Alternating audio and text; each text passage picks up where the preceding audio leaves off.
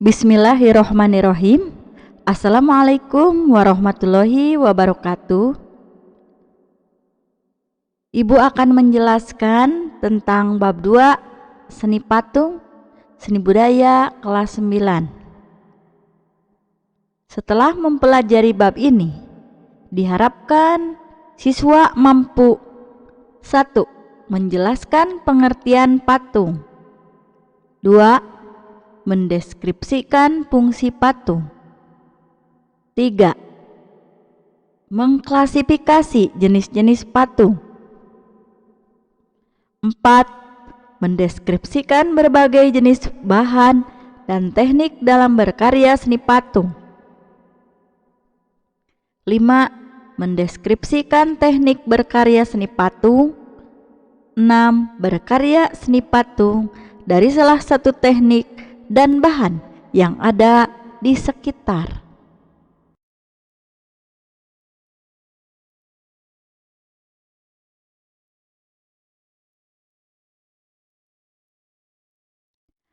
A. Pengertian dan fungsi patung. Pengertian patung.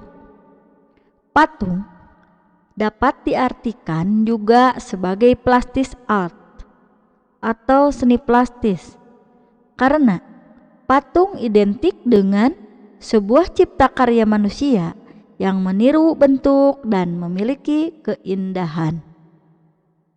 Beberapa pendapat tentang seni patung. 1. Menurut Max Susanto, seni patung adalah karya 3 dimensi yang bentuknya dibuat dengan metode subtraktif atau mengurangi bahan seperti memotong, menata, atau aditif, membuat model lebih dulu seperti mengecor dan mencetak.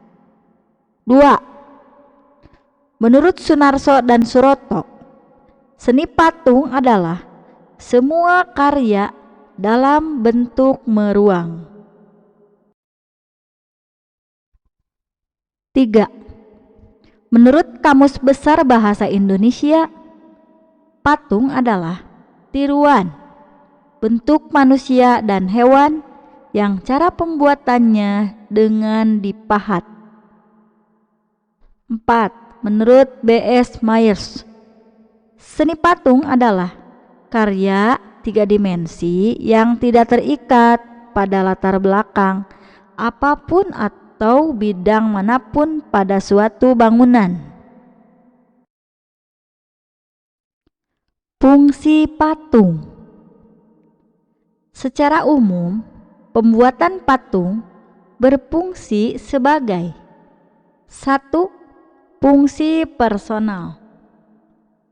Karya seni patung diciptakan hanya untuk kepentingan pribadi saja, sebagai ungkapan ekspresi termasuk juga tujuan religi. 2. Fungsi sosial. Patung ini diciptakan untuk memperingati suatu peristiwa yang bersejarah atau mengenang jasa seorang pahlawan. 3. Fungsi fisik. Patung yang bernilai estetika. Patung yang diciptakan semata-mata hanya untuk dinikmati keindahannya saja, sebagai penghias atau memperindah sebuah konstruksi bangunan.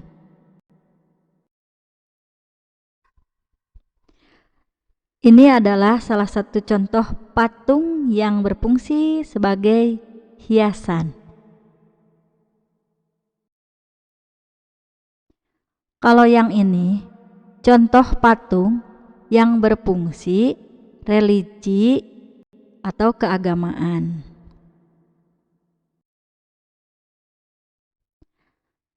Gambar yang ini contoh patung yang berfungsi sosial atau untuk mengenang orang yang berjasa.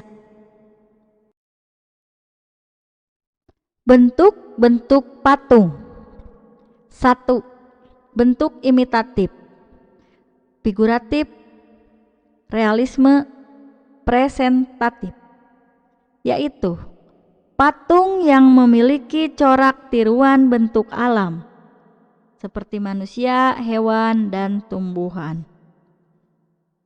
2. Bentuk deformatif, yaitu patung yang digubah menurut gagasan imajinasi pematung menjadi bentuk baru yang keluar dari bentuk aslinya. 3. Bentuk non-figuratif, imajinatif, yaitu patung yang secara umum terlepas dari bentuk tiruan alam dan bentuknya abstrak. Bahan dan alat dalam berkarya seni patung. A. Bahan. 1. Bahan lunak adalah material yang empuk dan mudah dibentuk, misalnya tanah liat, lilin, sabun, dan plastisin. 2. Bahan sedang. Bahan tersebut tidak lunak dan tidak keras. Contohnya kayu waru, kayu sengon, kayu randu, dan kayu mahoni. 3. Bahan keras.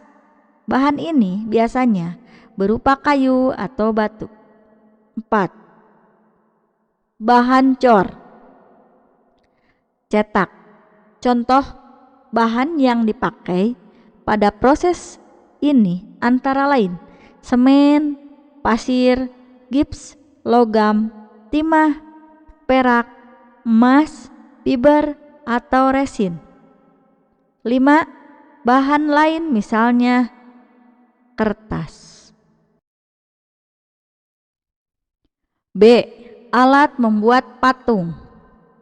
1. Butsir adalah alat bantu untuk membuat patung terbuat dari kayu dan kawat. 2. Meja putar adalah meja bulat yang bisa berputar. Fungsinya untuk memudahkan dalam mengontrol bentuk dari berbagai arah. 3. Pahat, alat untuk memahat, mengurangi atau membentuk bahan batu atau kayu atau bahan keras lainnya. 4. Sendok adukan, berfungsi untuk mengambil adonan dan menempelkannya pada kerangka patung. Nah, ini adalah gambar untuk membuat patung, ya, ini alat-alatnya.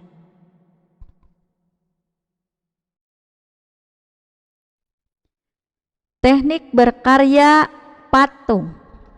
1. Teknik pahat, yaitu mengurangi bahan menggunakan alat pahat.